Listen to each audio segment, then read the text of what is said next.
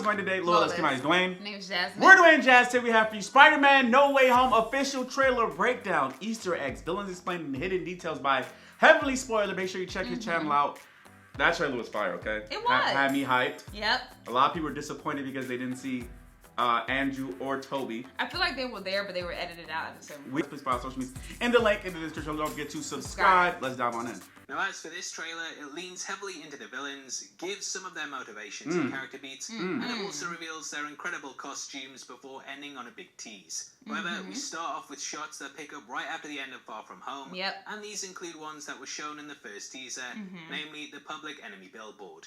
This imagery of a half Peter, half Spider-Man has been used several times in the comics in order to display his spider sense, and it was also shown on the front cover of the Daily Bugle when Public Enemy! His identity. He's a menace.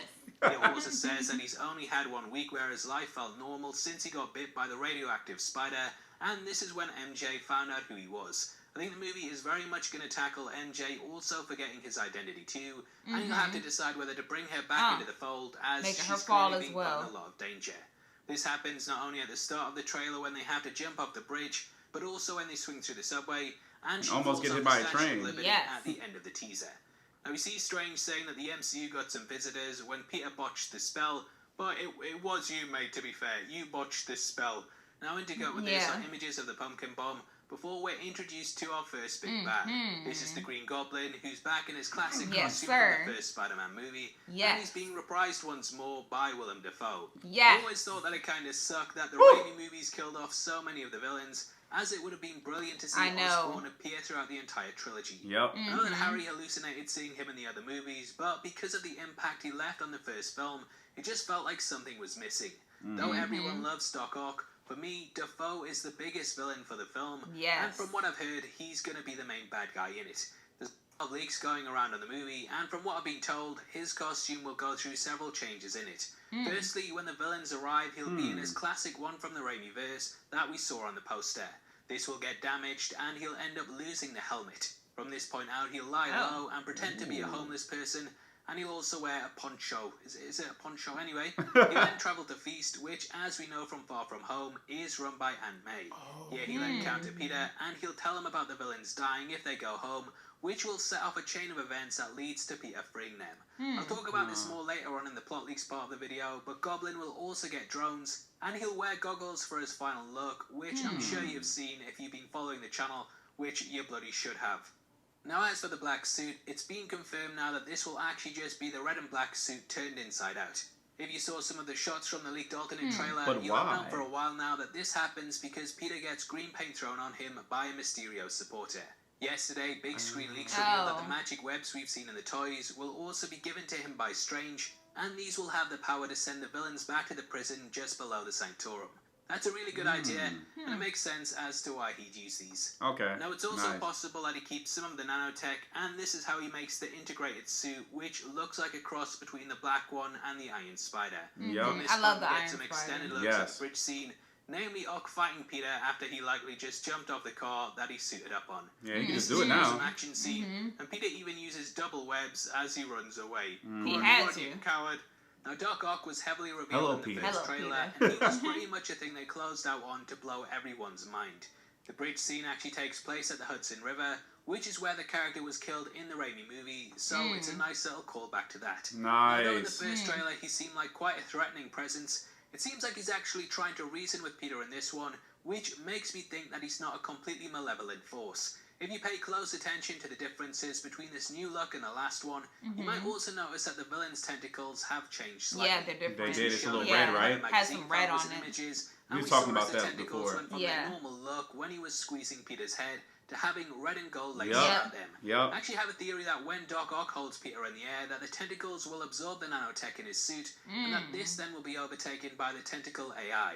This will explain why Peter doesn't really seem to be using the integrated suit that much. Because he's even looking at it like, what's happening if you look to at the it. trailer Yeah. wow. More Stark Tech. The red and black one and also the black one.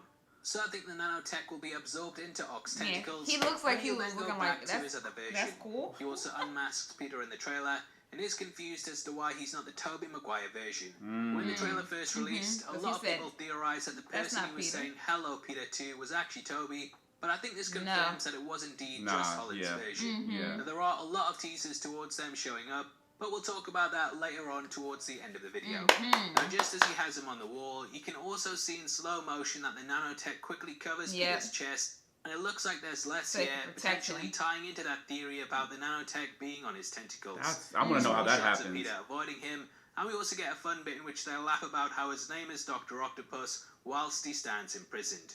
The de-aging on Melina is fantastic, and you might also notice that MJ and Peter are all in the clothes that they had on. I knew, because I was like, ain't no way this man didn't age after all this time. And this joking moment in the Sanctorum is a nice juxtaposition between the fight on the bridge. Now, I think this moment on the bridge is based loosely on the Happy Birthday storyline. In the graphic novel, we open with Dormammu attacking Times Square in the middle of New York. Strange went to cast a spell to send him back to the Void, but Peter interrupted this and it caused the multiverse to rip open.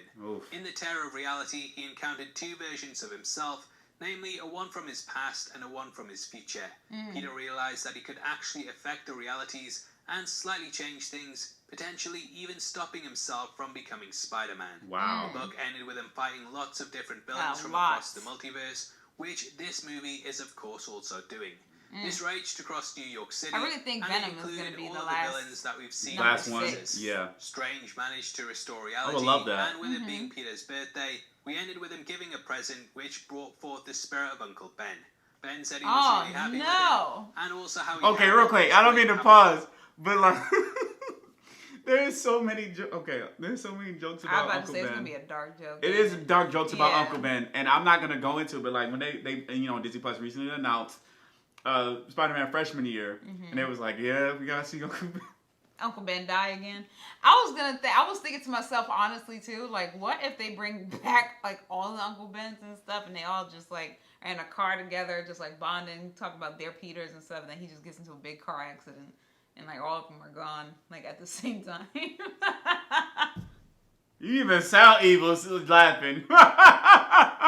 You sound evil, and I don't know what, I'm just saying, but that's fate. That'll be fate. Like he has to die. This is an absolute point that Uncle Ben must die. Yes, he must die. To learn great responsibility. Yep. I'm sorry. You know what? I'm sorry. You said all the Uncle Bens meet up together and then die in a car accident. What? All of them in the same car, and then they get hit by like a semi. Like However, something like that. responsibilities. Though I don't know if this will be in the movie. I think it would be awesome to see Uncle Ben, and if they got a big actor to play the part, it would really end the film on a high note. Now, accompanying this bridge scene is a quick shot of the Statue of Liberty, which has a Captain America I'm about to say shield. the cap shield. This is highly rumored to be where the final showdown is, and on it you can catch not only a storm cloud indicating Electro, but also the shield at the top and a sign for the statue just below it. I put a yellow arrow in so you can see it because I know you miss it, you idiot.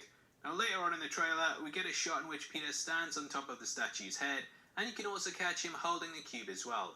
There's also a blast on it similar to the spell, and my guess is that this is the warning that Strange gives at the end when he says more people are coming through. Either way, there's lots of moments of this scene in the trailer. Namely the statue falling apart and Peter jumping after Gwen. Sorry, MJ. Everybody was like, MJ. oh no. I also catch Peter at a power station, and I'm guessing that this is where the showdown with Electro is. Peter is put in charge of getting the villains back, and he has to Scooby-Doo this crap. We also see the opposite side of the image from the first look, and can confirm that it is indeed Strange at the top of the stairs. MJ rightly points out that this is all kind of his mess, which, it's just right, you botched this spell, you moron. Like the thumbs up button if you think Strange botched the spell. Now we get some continued looks of the Sandman fight, and also a look at someone reporting on it, aka J. Jonah Jameson. You can see that he's brought with him a Daily Bugle van. It's nice to see him actually reporting on stuff instead of just being the editor that he was in the comics. Now the trailer very much gives us a reason as to why Peter and Doctor Strange end up going head to head. We very much learn that if the villains are sent back to their homeworlds, they'll be killed, and that's why, dun dun dun, there's no way home. Or off that bridge. Now in their own realities, the Spider-Men of their universes were responsible for their deaths, and this is why Peter feels guilty. The only villain who wasn't killed originally was Sandman, but from what I've been told on the movie, we will end up learning what happened after the events of Spider-Man 3. Sandman apparently says that Peter forgave him, but Strange will inform us that they crossed paths years later, and he was killed during that fight. Take that with a pinch of salt, but it makes sense as to why Sandman is wrestling with being good and bad. The first trailer did show him stopping an Electro Blast, and you could catch what looked like the pair fighting. So that just makes I didn't know he was stopping the blast. Okay, I thought he was trying to grab him or something. Right. It's great. It just really helps to flesh out why Peter is desperate to save them. There's also a giant sand fist, and this is of course very reminiscent of the comics, in which Sandman would often use that as his main attack. Now in the first trailer, we got a good look at the magical cube, and in this we learn more about how it's holding the villains in place at the Sanctorum prison. Peter will steal this, and this will make Strange chase him across New York and so over the mountains on the back of a train. I love how there's this real conflict between them, and Strange is of course obsessed with protecting reality, whereas Peter very much just wants to protect life. It's a great conflict between them, and throughout the fight we're going to see things like the cape grabbing Peter and so on. And we get a shot of Electro, and I absolutely love the upgrade that they've given to Tim. I love it. I love it. The character will warp into the MCU, and it'll be very reminiscent of the opening of a Terminator film in which the killer robot arrives. This will be at a power plant, which is where he'll steal an engineer's jacket, and then he'll get rid of this to don what we see in the trailer. The mask looks amazing, and it's very reminiscent of his look in the comics. Chef kiss! They've upgraded it to make it so that it's electricity that creates it, instead of it just being a fake. You might also notice that they've changed the coloring of his electricity God. to yellow. Thank this is God. more in line with the comics too. I don't blame Jamie for playing his part. I don't blame him at all. Characters are presented in the MCU. Now there's a lot more action shots, and we see the three villains, namely Sandman, Electro, and the Lizard. I was looking at Lizard. The villain will once more be played by Rhys Ifans, who I'm sure you know from the amazing Spider-Man series. In that, Dr. Kirk Connors had lost his arm, and he was trying to use the healing factor of lizards in order to find a way to regenerate his limb. However, this backfired, and though it grew back, it turned him into a giant hulking lizard at the same time.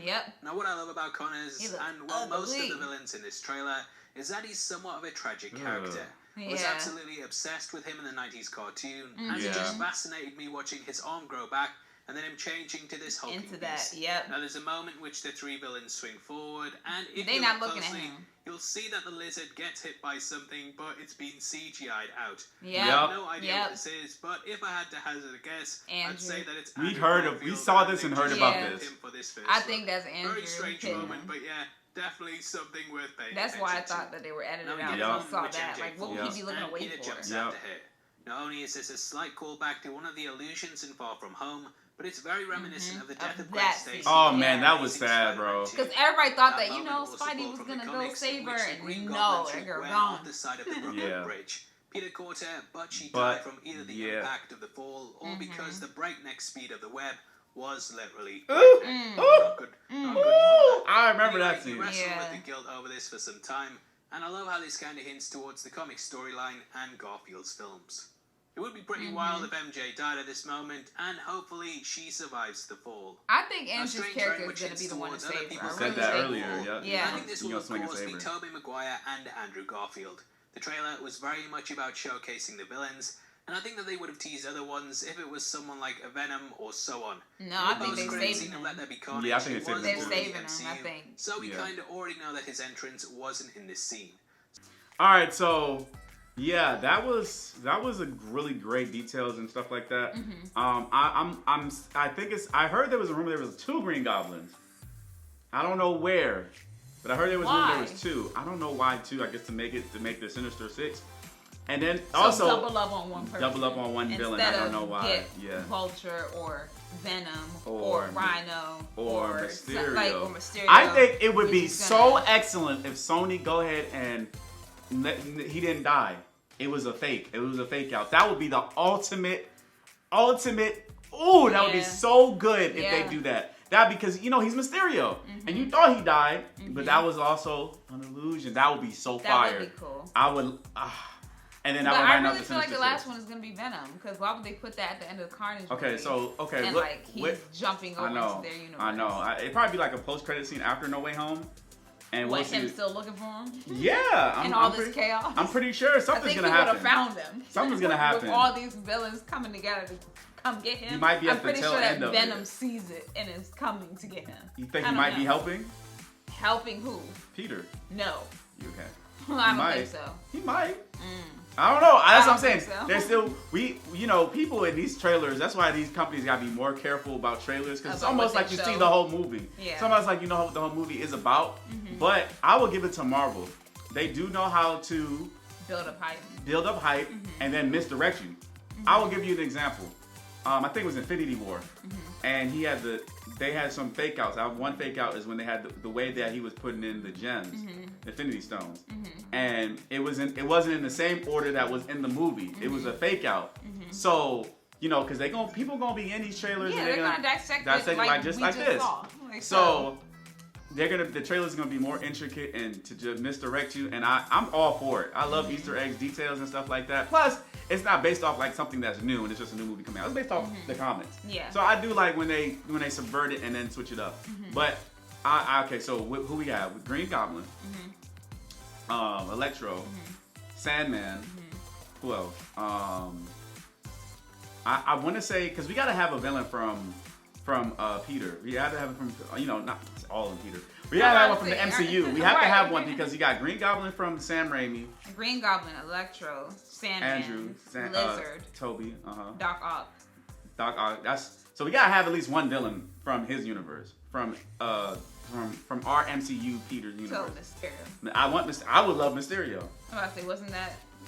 That's what we think it is gonna be, but I'm excited to see. My hands down still on Venom. Okay. Being number 6. Okay. I still think. Well, that could be possible. I'm excited anyway. Anyway, guys, comment below. Don't forget to like subscribe, and share this